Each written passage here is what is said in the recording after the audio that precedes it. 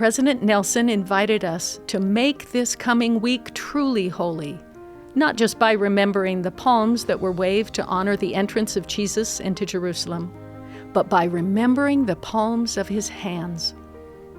Palm Sunday sets the stage for the sacred last week of Jesus' teachings and for his greatest miracles. Day by day, we proceed through the week, beginning in celebration, moving to cleansing and contemplation, then to betrayal and grief. Finally, transforming into astonished awe and a hope that never dies. As we celebrate this upcoming Holy Week, let's intentionally remember our Savior more. We can begin with reading and pondering the biblical events that took place the last week of our Lord's life. We can surround ourselves this week with music and art to help us remember. And we can go about doing good in His name to help us transform. This will be a holy week for us to the extent we choose to make it so. Some may want to find new and personal application in one of Christ's teachings. Others might try writing a psalm of praise or gathering a group for Easter fellowship.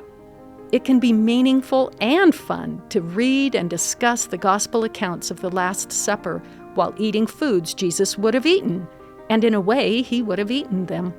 Additionally, we can reverently and thoughtfully sit in the space of Friday and Saturday, for this is also very fitting. Not skimming over the crushing weight of suffering, the horror of crucifixion, or the devastation and confusion of His followers. The day before He died, Jesus told His disciples, "Greater love hath no man than this, than a man lay down his life for his friends."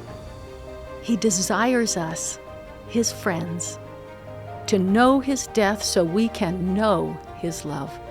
But Jesus did not stay in the anguish and pain of Friday and Saturday. He rose the third day to become our Savior and advocate with the Father, thereby providing us the freedom to also leave anguish and pain behind. Because of our Lord, every one of our days is Easter. In the words of Pope John Paul, "Do not abandon yourselves to despair." We are the Easter people, and Alleluia is our song.